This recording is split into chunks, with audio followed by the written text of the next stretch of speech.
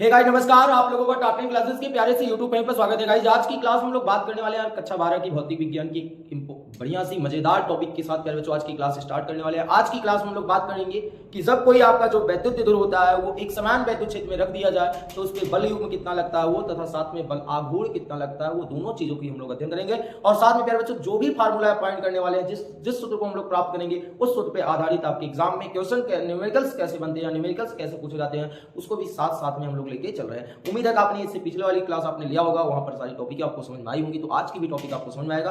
Class को start करने से पहले आप चैनल पे नए आए होंगे तो चैनल को सब्सक्राइब करके साथ में बेल आइकन को प्रेस कीजिएगा ताकि आने वाली वीडियो की नोटिफिकेशन आपको मिलती रहे। चलिए प्यारे बच्चों क्लास को स्टार्ट करते हैं। भाई हमारी हेडिंग क्या है? एक समान विद्युत क्षेत्र में स्थित विद्युत ध्रुव पर लगने वाला बल युग्म और बल आघूर्ण। यहाँ दो चीजें हमको देखनी है, एक बल युग्म देखना, एक क्या देखना, बल आघूर्ण देखना। ध्यान देना, एक बल युग्म समझना, एक बल आघूर्ण समझना। प्यारे बच्चों अगर सबसे पहले बात करें बल युग्म क्या होता है तो बलों का जोड़ा, जब किसी भी वस्तु पे दो बल एक साथ ही कार्य कर रहे हो उन्हें हम बल युग्म कहते हैं। अब चाहे लगने वाले बलों की दिशा एक ही हो, चाहे लगने वाले बलों की दिशा विपरीत हो, दिशा पे डिपेंड नहीं है। आप किसी भी वस्तु पे दो बल लगा रहे हो और एक ही टाइम पे बल लग रहा है तो भैया इस प्रकार लगने वाले बलों को हम बल युग्म कहते हैं, ये बलों का जोड़ा। और बल आघूर्ण क्या होता है मेरे बच्चों? बल आघूर्ण होता है कि बल और बीच की लंबवत दूरी के गुणनफल को ही, या हम कहते हैं बल और लंबवत दूरी के गुणनफल को बल आघूर्ण कहते हैं। बल आघूर्ण को हम लोग टाउ सिलेक्ट करते हैं। ये चीज आप अच्छा 11 में पढ़ोगे। अच्छा फिर उसके बाद एक समान विद्युत क्षेत्र में स्थित विद्युत ध्रुव पर, तो प्यारे बच्चों सबसे पहले अगर हम बात करें एक समान विद्युत क्षेत्र क्या होता है तो विद्युत क्षेत्र, एक समान विद्युत क्षेत्र वह क्षेत्र होता है जहां पर विद्युत क्षेत्र का मान बराबर हो। तो आप नाम से ही जान रहे हो विद्युत ध्रुव मतलब एक समान विद्युत क्षेत्र है उसमें एक विद्युत ध्रुव रखा गया है। चलो पहले सबसे पहले शुरुआत करते हैं, डायग्राम बनाते हैं। माना एक समान वैद्युत क्षेत्र ई है जिसमें एक वैद्युत ध्रुव ए और कौन ए बी है, जिसमें एक वैद्युत ध्रुव ए बी रखा है। ध्यान से देखना, जिसमें एक वैद्युत ध्रुव कौन रखा गया है बच्चों? ए बी रखा गया है, और जो कि माइनस क्यू और प्लस क्यू आवेश से मिलकर बना हुआ है, जिनके बीच की अल्प दूरी क्या है? डुअल है। अब इस पे लगने वाला हमको बल युग्म और इस पे लगने वाला बल आघूर्ण दोनों फाइंड करने हैं, इस बात को याद रखना। तो सबसे पहले अगर हम बात करें कि हमने पढ़ा था कि यदि कोई धनावेश, ध्यान से देखना, अगर हमने कहा कि ये विद्युत क्षेत्र है, ये किसकी दिशा है प्यारे बच्चों? विद्युत क्षेत्र की दिशा है, ये विद्युत क्षेत्र है ये ई। और यदि इसमें हम लोग देखना, यदि हम इसमें कोई धनावेश रख दें, यदि हम इसमें कोई धनावेश रख दें, ध्यान देना, यदि हम कोई इसमें धनावेश रखें और कोई ऋणावेश रखें तो धनावेश पे लगने वाले बल की दिशा विद्युत क्षेत्र की तरफ होता है और ऋणावेश पे लगने वाले बल की दिशा विद्युत क्षेत्र की विपरीत दिशा में होता है। बात समझ रहे हैं? यानी अगर हम कोई धनात्मक आवेश विद्युत क्षेत्र में ले आके रखते हैं तो उस पे लगने वाले बल की दिशा जिधर विद्युत क्षेत्र रहेगा उधर होगा और माइनस पे लगने वाले बल की दिशा विद्युत क्षेत्र के विपरीत होगा। तो ये चीज यहां समझिए। अब आप समझो, यहां प्लस क्यू आवेश है, ध्यान से देखना मेरे प्यारे बच्चों, यहां यार प्लस क्यू है। अब जब प्लस क्यू है तो प्लस क्यू पे जो लगने वाले बल की दिशा होगी, प्लस क्यू पे लगने वाले बल की दिशा क्या आप समझ पा रहे हैं? इधर की तरफ होगा, ठीक, इसका नाम आप F1 दे दो। और माइनस क्यू पे जो लगने वाले बल की दिशा है वो इधर हो जाएगी, क्योंकि हमने बताया ना कि आपका ये। तो अब आप देखिए यहां पर जो पहला चीज होगा, आपसे कह रहा था कि लगने वाला बल युग्म ज्ञात कीजिए, तो पहले आप देखिए इस द्विध्रुव AB पर एक साथ ही एक ही समय दो बल F1 और F2 दोनों कार्य कर रहे हैं। देख पा रहे हैं आप? अच्छा आप बताइए पहले जो, अगर मैं कहूं यहां F1 की वैल्यू निकालना तो F1 की वैल्यू हम इस सूत्र से निकाल सकते हैं। हमने पढ़ा है E equal to F by q nought. अगर मैं कहूं यहां से F का गुणा 1 से करूं तो F बराबर क्या आ जाएगा? क्यू नॉट इंटू E, इनका गुणा इनसे कर दिए। यानी एक समान विद्युत क्षेत्र में रखे आवेश पे लगने वाले बल का सूत्र होता है F बराबर क्यू नॉट इंटू E। तो क्या अगर मैं यहाँ F1 की वैल्यू आपसे पूछूं तो पहले तो बताओ क्या हो जाने वाला है? ध्यान से देखना, वहां क्यू नॉट है, यहाँ वहां क्यू नॉट के प्लेस पे यहाँ कौन है? Q है, और साथ में कौन है पहले बच्चों? E है, ठीक। तो F1 की वैल्यू QE आ गई जिसकी दिशा विद्युत क्षेत्र की तरफ है। ध्यान देना। फिर अगर मैं F2 की वैल्यू पूछूं तो F2 की वैल्यू क्या हो जाएगी? ध्यान से देखना प्यारे बच्चों, तो F2 तो जहां प्लस Q है यहाँ पर कौन है? माइनस Q है, तो माइनस Q इंटू क्या हो जाएगा? E। बात समझ पाए? यानी इस द्विध्रुव AB पे जो बल F1 लग रहा है वो भी Q इंटू E के बराबर है और जो F2 लग रहा है वो भी Q इंटू E के बराबर है, बल्कि दोनों की दिशाएं एक दूसरे के विपरीत है, इसलिए एक में माइनस लगा है और एक में क्या है? प्लस लगा है। अब आपको पहला चीज यहां लिखना है द्विध्रुव पे लगने वाला बल युग्म, द्विध्रुव पर लगने वाला बल युग्म, तो ध्यान से देखना। तो क्या ये चीजें लिखी जाए? माना एक समान विद्युत क्षेत्र E है जिसमें एक द्विध्रुव AB रखा है जिस पे लगने वाला बल आघूर्ण और बल युग्म क्या करना है, ये सारी चीजें आप लिख लेना मेरे बच्चों। देखिए, पर लगने द्विध्रुव पर लगने वाला बल युग्म, क्या लगने वाला बल युग्म। अच्छा ध्यान से देखना, तो द्विध्रुव पे लगने वाला बल युग्म किसके बराबर है? ध्यान देना, तो F इक्वल दो बल लग रहे हैं, एक बल F1 है, एक बल कौन है? F2 है। तो F1 प्लस क्या हो जाएगा? F2 हो जाएगा। बात समझ पाए? अब आप बोलो F1 की वैल्यू देखो Q इंटू ई है, F1 की वैल्यू Q इंटू क्या है, ई है, और साथ में F2 की जो वैल्यू है वो माइनस Q इंटू ई है, माइनस Q इंटू ई। अब आप बताओ ये Q इंटू ई हो जाएगा, प्लस का गुना माइनस से करोगे तो माइनस हो जाएगा Q इंटू ई। अब ये दोनों हटा दिया जाए तो जीरो आ जाएगा। अर्थात अगर हम बात करें कि जब हम कोई भी विद्युत द्विध्रुव होता है, कोई भी विद्युत द्विध्रुव हो और उसे हम एक समान विद्युत क्षेत्र में रखते हैं तो उस पर लगने वाला बल युग्म जीरो होता है। कैसे बल युग्म जीरो हो जाता होगा सोचो यार। मैंने कहा कि अगर जितना बल लगाकर ये इधर बल लगा रहा है उतना बल लगा के ये इधर लगा दे रहा है, तो जितना इस दिशा में लग रही है उतना इस दिशा में बल लग जा रहा है, इसलिए दोनों एक दूसरे को निरस्त कर देते हैं, और जब दोनों एक दूसरे को निरस्त कर देते हैं तो आपको बल जीरो मिल जाता है। बात समझ पाए? अभी आपको केवल एक चीजें समझ में आई, एक चीजें बताई गई बल युग्म। अब हमको निकालना है बल आघूर्ण। अच्छा इनको इरेज कर दिया जाए बच्चों। चलिए अब हम यहां देखेंगे बल आघूर्ण, यहां पर क्या देखेंगे, बल आघूर्ण। तो अभी हमने बताया था कि द्विध्रुव पर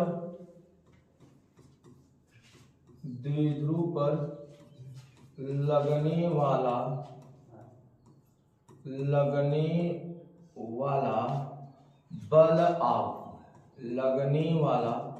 बल आघूर्ण बराबर, सूत्र क्या बताया था पहले बच्चों, बल गुणे लंबवत दूरी। क्या? बल गुणे लंबवत दूरी। ठीक, बात समझ पाए? अच्छा बल आघूर्ण को हम लोग किससे प्रेजेंट करते हैं, टाउ से। बल को F से दिखा दे रहे हैं इनटू लंबवत दूरी। अब वही लंबवत दूरी हमको क्लियर करना है, ध्यान से देखना प्यारे बच्चों। लंबवत दूरी क्या होता है कि यहां से अगर हम एक लाइन ड्रॉ करें, ये लाइन, तो प्यारे बच्चों ये जो लाइन है ये O हो गया, तो लंबवत दूरी यहाँ OB होगा। लंबवत दूरी क्या होगा, OB। यहां से यहां की लंबवत दूरी कौन है प्यारे बच्चों, OB है। तो F गुणे क्या हो जाएगा, OB। क्या हो जाएगा, F गुणे OB। अब OB की वैल्यू निकाल ले और F की वैल्यू निकाल ले, और यहाँ पर समीकरण एक में रख दे। F की वैल्यू तो आप जानते हो, F की वैल्यू जानते हो, आसान है, निकाल लेंगे हम लोग। समीकरण एक बना लिया, अभी तक तो कोई दिक्कत नहीं है। द्विध्रुव पे लगा। अच्छा क्वेश्चन हो सकता है कि कुछ बच्चों के मन में चल रहा होगा कि द्विध्रुव पर बल आघूर्ण उत्पन्न हुआ कैसे। तो अब आप समझो कि जब आपने द्विध्रुव को ऐसे रखा है और एक बल ये इधर लग रहा है और एक बल ये इधर लग रहा है, यानी बच्चों बल की क्रिया रेखाएं एक दूसरे के विपरीत है, तो ये वस्तु अपने अक्ष के परितः घूमने लगेगी। और हमने पढ़ा है कि जब किसी वस्तु पे लगाए जाने वाले बल के कारण, ये वस्तु हो गया, अगर हम इस पे बल लगा रहे हैं और हमारे बल के कारण अगर ये वस्तु अपने अक्ष के परितः घूमने लगे तो लगाया गया बल बलाघूर्ण कहलाता है। बात समझ आए? तो फिर बच्चों वही चीज तो यहाँ आया, जब इसको अपने ऐसे रखा और इसको इधर घुमा बल लगा और इस पे इधर बल लगा, तो ये अपने अक्ष के थ्रू क्या करने लगेगा, घूर्णन करने लगेगा, तो बलाघूर्ण उत्पन्न हो गया। तो बलाघूर्ण इक्वल टू बल गुणे लंबवत दूरी। अब लंबवत दूरी यहाँ OB है। अब बताओ OB निकले कैसे यार बच्चों, तो यहाँ पर सबसे पहला काम हम थीटा मानेंगे कि ये थीटा कोण पे है, किस कोण पे है, थीटा कोण पे। अब आप बताओ OB की वैल्यू चाहिए, हमारे पास ये चीज है पर हमको OB कैसे मिलेगा। सोचिए OB किस में आता है, तो त्रिभुज का उपयोग करने वाले त्रिभुज AOB में क्या लिखे। अब आप बताइए हमारे पास कर्ण केवल पता है, लंब चाहिए, तो लंब और कर्ण त्रिकोणमिति का कौन सा अनुपात बताता है, साइन थीटा। तो त्रिभुज AOB में साइन थीटा इक्वल टू होता है लंब बटे कर्ण, यानी परपेंडिकुलर अपान हाइपोटेनस। ठीक, अब देखिएगा कोण, ये जो P है वो लंब है। अब आप बताओ कोण के सामने वाली भुजा लंब होती है और लंब यहाँ कौन है, OB है। लंब कौन है यहाँ पर, OB है, और जो कर्ण है, कर्ण आपका AD है।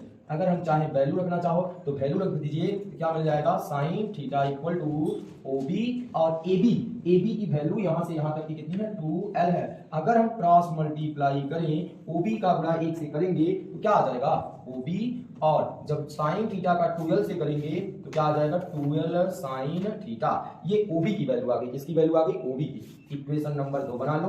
अब आप देखो ये जो OB का मान है यहाँ समीकरण 1 में रख सकते हैं, तो रख दो भैया। क्या रखेंगे बोलो, समीकरण 2 से ओबी का मान समीकरण 1 में रखने पर, कहां पर रखने पर, 1 में रखने पर। अब आप बताओ समीकरण 1 कौन है, यही है, तो बताओ समीकरण 1 टाउ इक्वल टू एफ गुणे ओबी की वैल्यू कितनी है, 2l sine theta, 2l sine theta. अच्छा आपको कि जो f होता है, आपके मन में ये चला होगा कि f की वैल्यू यहाँ 0 होती है ना, यहाँ f केवल बल है, ये f बल युग्म है, ये f बल युग्म है, ये f केवल एक f है, ठीक। तो यहाँ एक f की वैल्यू चाहे q इंटू ई रखो, ठीक। तो यहाँ जो f है वो किसके इक्वल होगा प्यारे बच्चों, q इंटू ई के इक्वल होगा। क्यों, क्योंकि अभी हम जानते हैं कि एक समान वैद्युत क्षेत्र में स्थित आवेश पे लगने वाला जो बल होता है वो f इक्वल टू होता है q इंटू ई। यहाँ पर अगर हम रखेंगे तो क्या आ जाएगा, q इंटू ई, ये आ गया 2l sine theta, 2l sine theta, ठीक। अब यहां तक कोई दिक्कत, उम्मीद है कि आपको अभी तक कोई दिक्कत नहीं होगा प्यारे बच्चों। अब हम इनको थोड़ा सा व्यवस्थित कर लेते हैं, बस थोड़ा सा व्यवस्थित करना बस। अब आप देखो ये q है इंटू 2l पहले लिख लिए और e आपका बाद में है, ये साइन थीटा। अब आप देखो यहां अगर आप देख रहे हो, देखो जरा सा, ये जो q इंटू 2l है ये किसके बराबर है, देखना आपने पिछली क्लास में पढ़ा था, ये p के इक्वल है, किसके इक्वल है, p के। तो p यहां रख दें तो क्या मिल जाएगा हमको, जो फॉर्मूला मिलेगा मेरे बच्चों, वो टाउ इक्वल टू मिलेगा pe sine theta, pe sine theta. मतलब एक समान वैद्युत क्षेत्र में स्थित जो द्विध्रुव आपने रखा था उस पे लगने वाला बलागुण हो गया tau equal to pe sine theta. यहां से कुछ स्पेशल कंडीशन, विशेष स्थिति पढ़ लेते हैं जो कि हमारे एग्जाम में एक एक नंबर का, और इसमें से एक कंडीशन जो है वो मैक्सिमम बार पूछा गया है। तो प्यारे बच्चों उसको जरा सा भी हम नजरअंदाज नहीं करेंगे। अभी तक आप बताइए, अभी तक तो हम लोगों को सारी चीजें समझ में आई होगी, उम्मीद है समझ में आ रहा भी होगा। यदि अगर मैं कहूं जो ये थीटा है, सोचो ये टाउ किस पे डिपेंड है, p को नियतांक कर लो, e को नियतांक कर लो, तो थीटा पे डिपेंड है ना।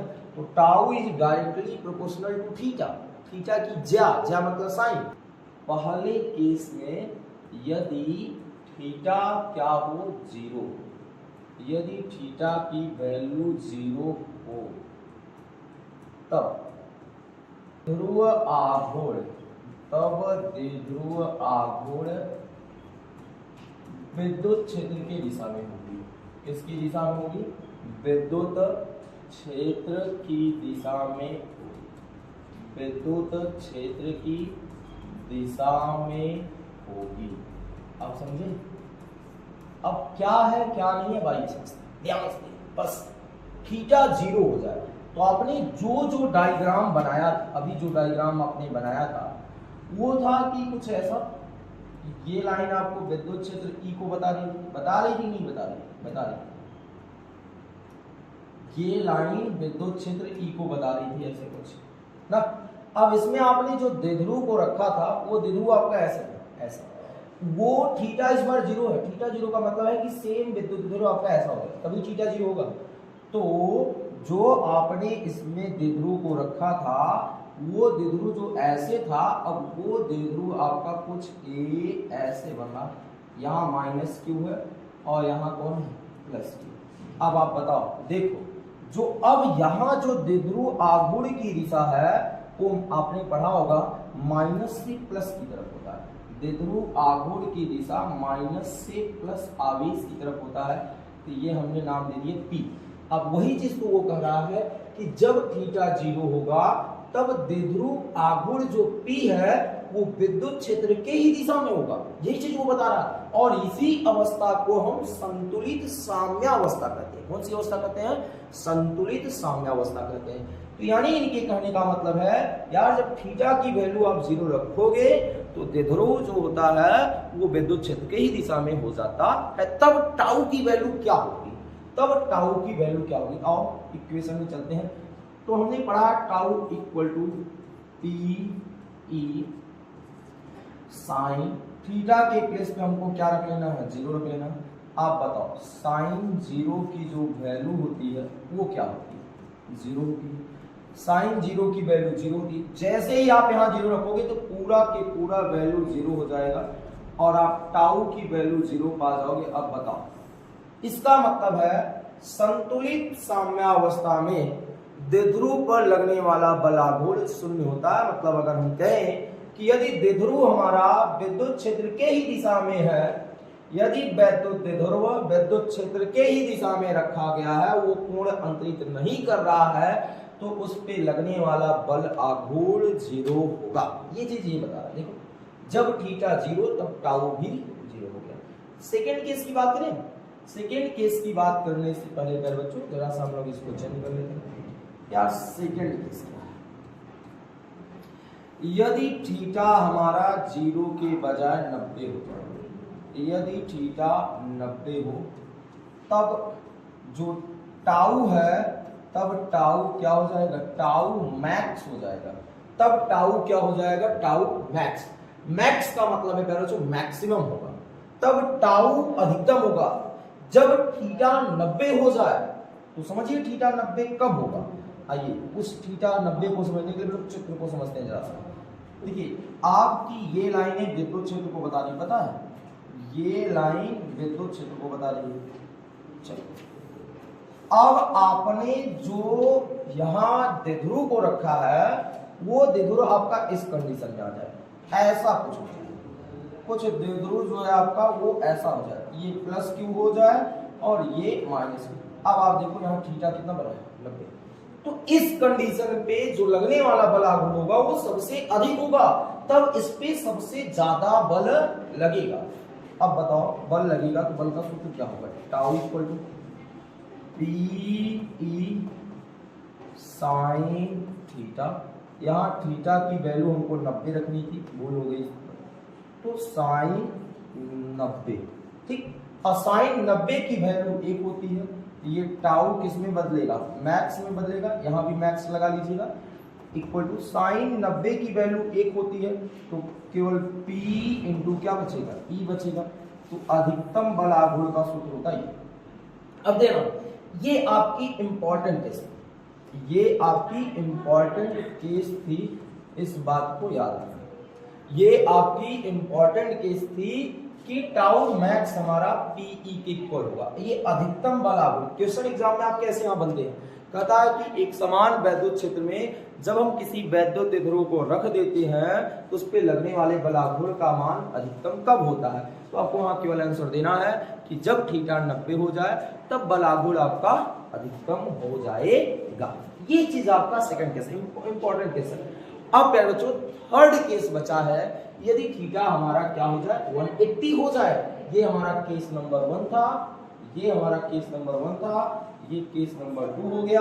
अब केस नंबर 3 की बात है, वो हम लोग यहां देख लेते हैं। तो थीटा हमारा क्या हो जाए, 180 हो जाए। यदि थीटा 180, यदि थीटा हमारा क्या हो जाए 180 हो तब क्या होगा, ध्यान से अब उसको समझने के लिए 180 थीटा बनेगा कैसे, 180 थीटा ऐसे बनेगा, देखो ये लाइन किसको बता रही थी, ये लाइन विद्युत क्षेत्र को बता रही थी, बता रही कि नहीं बता रही थी, बता रही, ये विद्युत क्षेत्र। अब जो आपने द्विध्रुव को रखा है वो द्विध्रुव कुछ आपका इस प्रकार हो जाए, जो द्विध्रुव है वो आपका कुछ इस प्रकार हो जाए, उल्टा हो जाए। देखिए यहाँ आपका माइनस था, यहाँ माइनस था, यहाँ आपका प्लस आ जाए और यहाँ आपका क्या आ जाए, माइनस आ जाए। इस केस में देखना, इस केस में थीटा आपका 180 हो जा रहा है, क्यों, क्योंकि देखना यहाँ माइनस आपका इधर, अब माइनस आपका उधर गया, इसका मतलब है यहाँ 180 डिग्री बना। तो इस केस में जो टाउ की वैल्यू होगी, टाउ इक्वल टू होगा PE साइन 180। पता है साइन 180 की वैल्यू कितनी होगी, साइन 180 की वैल्यू -1 होती है, कितनी होती है, -1। तो अब जैसे ही यहाँ P इंटू P रखोगे और साइन 80 की वैल्यू माइनस मल्टीप्लाई करोगे तो tau equal to -P into P पाओगे। अब आप जो ये अवस्था है -PE, ये न्यूनतम के बराबर है, मैक्सिमम के कंडीशन में +PE, न्यूनतम की कंडीशन में -PE आपको मिला। और यह अवस्था संतुलित या कहते हैं यह अवस्था असाम्य अवस्था कहलाती है। ये अवस्था हमारी साम्य अवस्था नहीं होती, असंतुलित साम्य अवस्था होती है, ठीक। इस प्रकार से बच्चों आपकी ये जो टॉपिक थी, ये जो रीडिंग थी वो कंप्लीट होता है। बल आघूर्ण किसके इक्वल आया था, tau equal to PE sine theta के इक्वल। जब हमने थीटा 0 रखा, जब हमने थीटा 0 रखा तो टाउ भी 0 हो गया। इसका मतलब है कि अगर थीटा 0 है तो किसी भी प्रकार का बल आघूर्ण वहां पर नहीं लगने वाला है। और जब हमने थीटा 90 रखा तो टाउ हमारा मैक्सिमम हो गया, लगने वाला बल आघूर्ण का मान अधिकतम हो गया। और जब हमने थीटा 180 रखा तो बल आघूर्ण मिला और विपरीत ऋणात्मक सबसे कम। अब इन फार्मूले पे, खास तौर पे इस फार्मूले पे हम कुछ क्वेश्चन को प्रैक्टिस करते हैं जो कि हमारे एग्जाम में क्वेश्चन वैसे पूछे गए हैं। देखिए पहला क्वेश्चन ये आता है, एक विद्युत द्विध्रुव है जिसका द्विध्रुव आघूर्ण पहचान करना कि आपको क्वेश्चन में क्या क्या दिए गए। यहां से एक द्विध्रुव आघूर्ण दिया गया है, ये द्विध्रुव आघूर्ण किसकी वैल्यू है बताओ। ये द्विध्रुव आघूर्ण को हम लोग P से व्यक्त करते हैं, तो P इक्वल टू कितना दिया ध्यान देना, P इक्वल 4 गुणे 10 घाते -9 कूलम मीटर, ये P की वैल्यू दिया है। फिर आगे क्वेश्चन में बढ़ते हैं। एक समान विद्युत क्षेत्र के सापेक्ष 30 अंश के कोण पर है, मतलब थीटा की वैल्यू आपको 30 अंश देके रखा है, चलो वो भी मान लो। फिर उसके बाद कह रहा है कि विद्युत क्षेत्र की वैल्यू बताओ, विद्युत क्षेत्र को आप लोग E से व्यक्त कर देते हैं, E की वैल्यू देके रखा है 5 गुणे 10 घाते 4 न्यूटन प्रति कूलम। अब करा द्विध्रुव का बल आघूर्ण, अभी आपने बल आघूर्ण को किससे व्यक्त किया था, टाउ, यानी आपको यहाँ क्वेश्चन में टाउ पूछा है। क्या पूछा, टाउ। अब आपने सूत्र अभी पढ़ के आया, क्या पढ़ा आपने, तुरंत हाल में ही पढ़े आपने, पढ़ा कि टाउ इक्वल टू होता है PE sin थीटा। चलिए वैल्यू रख लेते हैं भाई, P की वैल्यू आपको देके रखा है 4 गुणे 10 घाते -9, E की वैल्यू कितनी है 5 गुणे 10 घाते 4, और थीटा की वैल्यू है साइन 30 अंश। अब आपको पता होना चाहिए कि जो साइन 30 होता है वो 1/2 इक्वल होता है, अर्थात अगर हम कहें कि साइन 30 अंश का मान 1/2 होता है, ठीक। तो ये 1/2 आप यहाँ रखेंगे, क्या मिलेगा, टाउ इक्वल टू देखिए 4 पंचे 20, 4 का गुणा 5 से हुआ 20 हुआ, और ये गुणे क्या है 10 घाते -9 है, 10 घाते -9 है, और गुणे 10 घाते 4। आप समझिए, ये 10 घाते 9 लिख लिया, ये 10 घाते 4 लिख लिया। अब आधार बराबर है, घात एक माइनस है एक प्लस है, तो -9 में जब +4 करोगे तो -5 पाओगे, और साइन 30 की वैल्यू होती है 1/2। अब देखो 2 1 के 2, 2 दहम में 20 कट गए, क्या बचा आपके पास, यहाँ 1 10 बचा है, ठीक, और वहां 10 घाते -9 और यहाँ 10 घाते 4।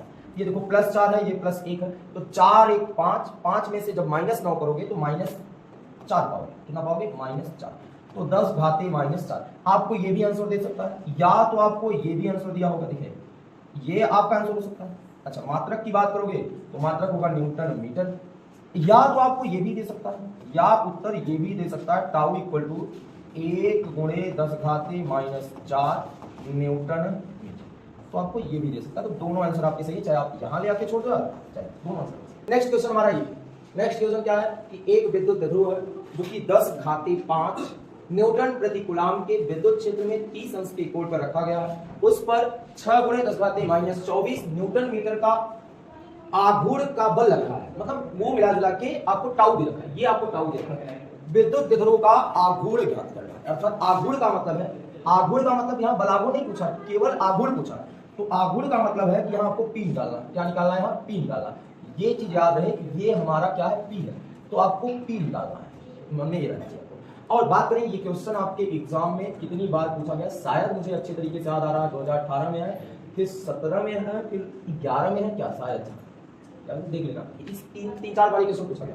चलो तो क्या क्या दिया, एक विद्युत द्विध्रुव इतने विद्युत क्षेत्र में, देखिए ये बताता है कि मान लो अगर लिखा है तो ठीक, विद्युत क्षेत्र को हम E से लिखाते हैं, तो E की वैल्यू आपको दिया 10 घाते 5 न्यूटन प्रति कूलम, फिर 30 अंश के कोण पे रखा है, थीटा की वैल्यू 30 है, फिर उसके बाद उस पर 6 गुणे 10 घाते -24 न्यूटन मीटर का बल आघूर्ण लगा, टाउ की वैल्यू 6 गुणे 10 घाते -24 न्यूटन मीटर, ये देके रखा है। फिर आगे करा कि द्विध्रुव आघूर्ण P निकालना है, बिल्कुल आसान सा।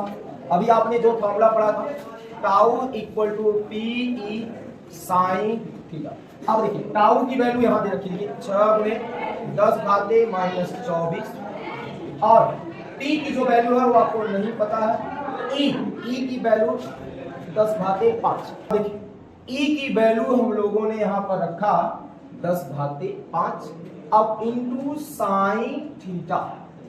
अब थीटा की वैल्यू 30 दे के रखा है, चलो रख लेते हैं। अब और आगे सॉल्व करते हैं, ये बचा 6 गुणे 10 घाते -24, यहाँ P इंटू 10 घाते 5, साइन 30 की वैल्यू होती है 1/2। इनका क्रॉस मल्टीप्लाई, 2 का गुणा 6 से किए 12 गुणे 10 घाते -24, यहाँ P इंटू 10 घाते 5। अब 10 घाते 5 इधर गुणा में है, इधर आएगा भाग में, 12 गुणे 10 घाते -24 बटे 10 घाते 5 हो जाएगा, बराबर P। 10 घाते 5 ऊपर जाएगा तो माइनस हो जाएगा, तो 24 और 5 29 हो जाएगा, 12 गुणे 10 घाते माइनस 29 कूलाम मीटर। ये पी की वैल्यू आ गई, ये पी की वैल्यू आ गई। ठीक, इस प्रकार आपका ये जो क्वेश्चन था वो कंप्लीट होता है। आपका लास्ट क्वेश्चन ये है, क्या कर रहा है कि एक विद्युत ध्रुव 1 गुणे 10 घाते माइनस 6 परिमाण वाले विपरीत प्रकृति के दो विद्युत आवेश से मिलकर बना। मतलब एक आपका द्विध्रुव है, ध्यान से देखना, एक आपका द्विध्रुव है, एक जो है 1 गुणे 10 घाते माइनस 6 कूलम एक पर आवेश है, एक पे माइनस 1 गुणे 10 घाते माइनस 6 कूलम आवेश है। अब दोनों के बीच की दूरी, दोनों आवेशों के बीच की दूरी 2 सेंटीमीटर है।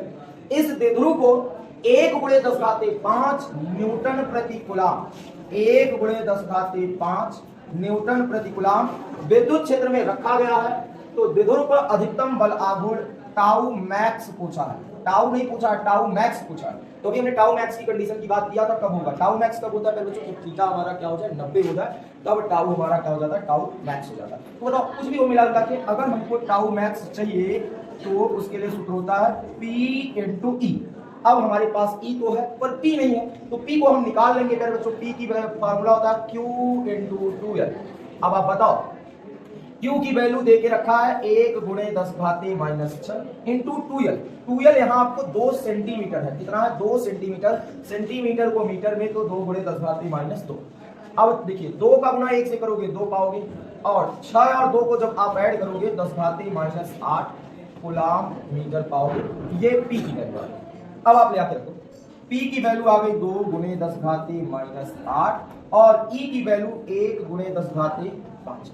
अब देखना 2 का गुना 1 में करोगे 2 और 10 घाते माइनस 8 में जब 10 घाते 5 को ऐड करोगे 10 घाते माइनस 3 कूलम पर न्यूटन मीटर होगा। क्या होगा, न्यूटन मीटर। ये टाउ मैक्स का आ गया। ये भी क्वेश्चन आपका शायद 2011 में पूछा गया। इस प्रकार जो आपने जो टॉपिक पढ़ा उस टॉपिक पे बेस्ड जो भी न्यूमेरिकल बनते थे आपके एग्जाम में, वो सभी न्यूमेरिकल आपको करा दिए गए। आई होप कि आपको जो क्वेश्चन बताए गए वो सभी क्वेश्चन आपको समझ में आए होंगे। मिलते हैं आपको नेक्स्ट लेक्चर में एक नए टॉपिक के साथ, तब तक के लिए वीडियो देखिए, एंजॉय कीजिए। Thank you all dear student, जय हिंद जय भारत।